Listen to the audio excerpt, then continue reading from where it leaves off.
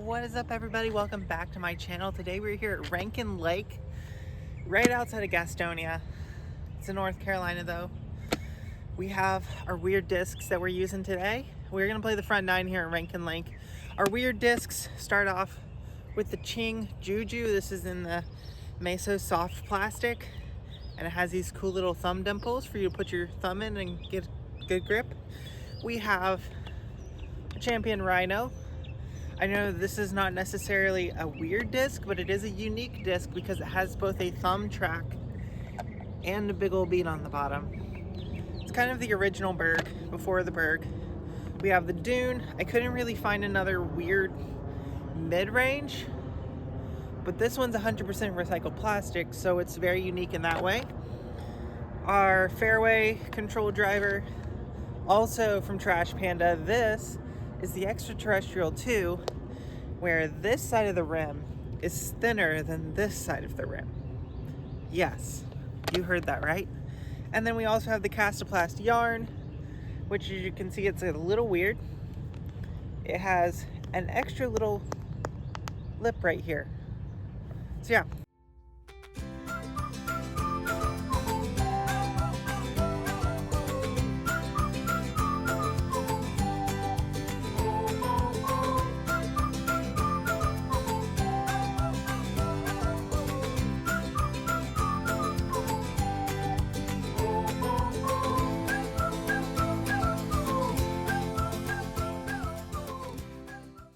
Really interesting. Gonna start off here.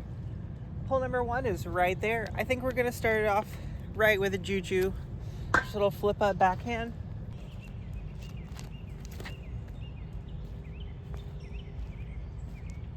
We'll take that all day.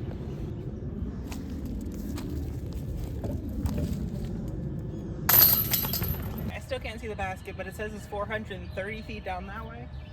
Looks like you've got OB Road right and left. Very low ceiling.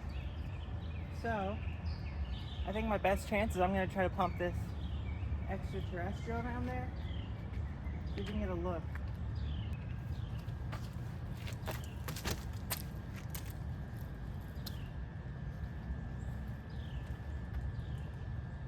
The grass is thick enough, I think I stuck, so it's not terrible. Oh no, I can see the basket. Yeah, I'm still really short and left.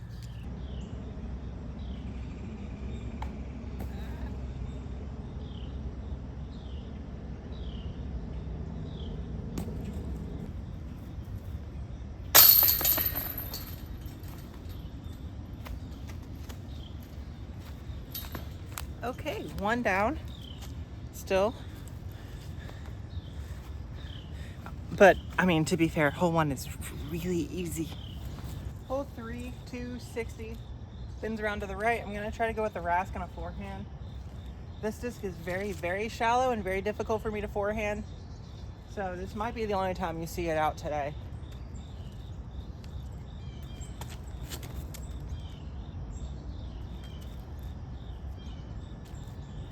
Yeah, that's still really short. Scary putt. Edge of circle 2, maybe outside circle 2. Looking at OB behind it. But I have a Juju, so might as well give it a shot.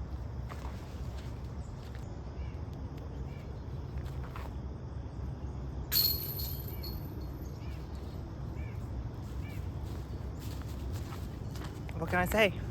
2 down after 3. So this basket's about 230 feet, right behind the cluster of trees that's in front of the picnic pavilion down there.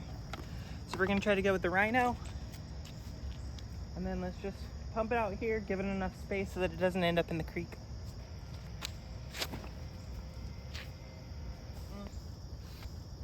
Should have gone with the Dune. That low ceiling got in my head. Pick up and repeat, except this time instead of forehand hyzer, we're gonna go backhand hyzer so that we definitely don't go in the creek. Also, it must be very humid out today because these discs are not drying off.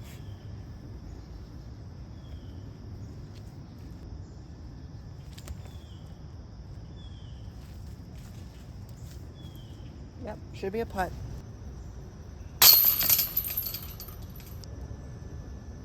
Okay, 2 down, which is fine. This hole and next hole run right by this stream, and the sludge and the silt from the storms definitely caking all over everything. So we'll see how well I can plant on the next tee pad. Hole number 5, 628 feet. It's par 4. Push down there, and then you keep pushing down there, and it's right in front of the bridge. We're gonna go with the ET2, touch of anhyzer, basically the distance flexing line, but it gets a lot tighter with the creek and the road as you get closer to the green. So first shot, as big as you can go. Second shot, a lot more touchy.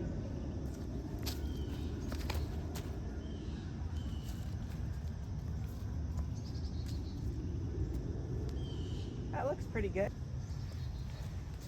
Probably didn't get a whole lot of distance. I was still a little worried about my footing.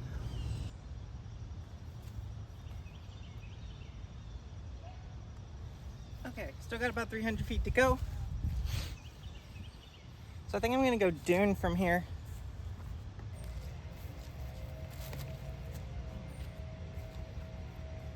Yep, there's the footing stuff. It's weird, the clays or like the silt is gripping to the tee pads, but it's not gripping to itself, which doesn't make any sense because normally stuff that doesn't grip to itself also doesn't grip to the tee pads. So we're probably taking another par here. Now with as weird as this disc might be, I actually do bag it because sometimes you need a spore that flies like a spore, and sometimes you need a spore that flips up. And this kind of just flies like an ultra star.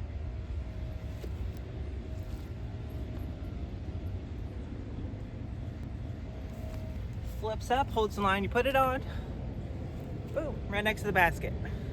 A spore is also great, but sometimes you need to have a hyzer release, and sometimes you need to have the flat release. And I mean, I use that thing for turnovers too. Just throw it hard flat, it's gonna turn, it's gonna drift, and sometimes the spore doesn't do that. So I'm super glad that I finally have a flippy putter in my bag. Hole number 6, 330 feet. It's gonna be a backhand hyzer. You're gonna have to push the ceiling, and I'm gonna try to get it with the dune.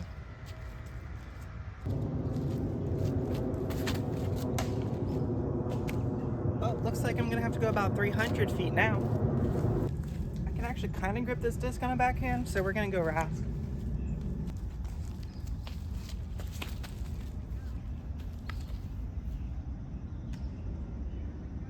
Power cables there that I did not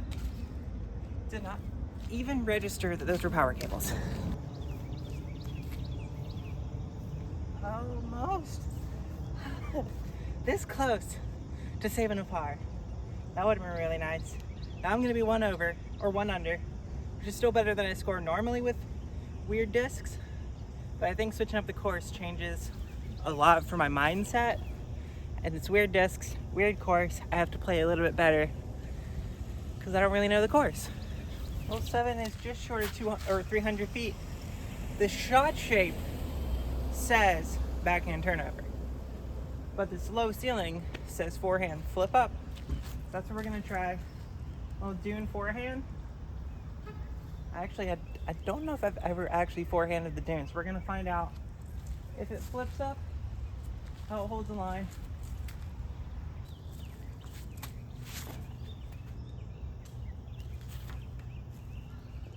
Honestly, one of the best kicks you could have had, I think, because that was either not enough hyzer or the dune's not torque resistant forehand disc. I think it's a combination of the two. You know what it's time for.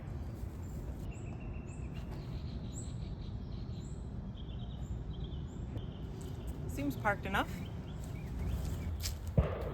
Hole 8, 260 feet, bends around to the right. It is downhill, so I'm gonna actually try to get the rhino there. Just go a little bit sneaky through this middle gap and then fade down the hill.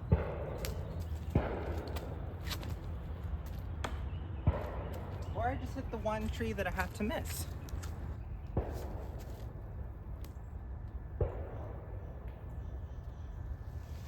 Well, that's probably still a bogey.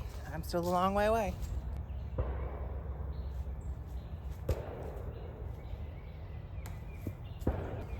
Okay, it is a bogey confirmed. One more hole. If I remember correctly, 9 is really hard. Hole number 9, 475 feet. It goes way up and around to the right and then goes really straight and then hooks really hard left. So, I'm gonna try to get the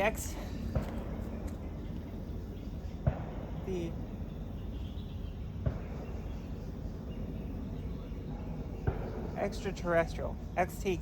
I'm gonna try to get this up to at least the corner on forehand line.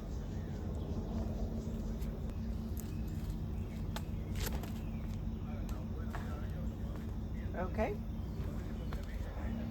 That's not gonna be easy. All right, I'm gonna try to get to the corner, maybe around it with the rhino. It's uphill, so I gotta punch it a little bit.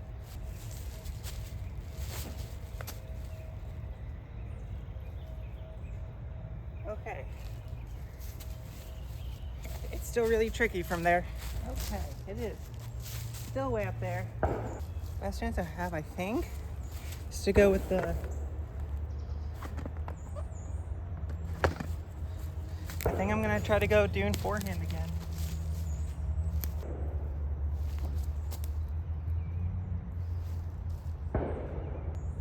Okay, I have a putt for a par. He's gonna seal it. If we can make this putt, we finish it even par using weird random discs.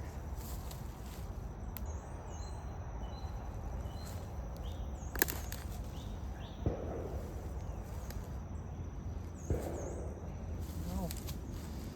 My actual putter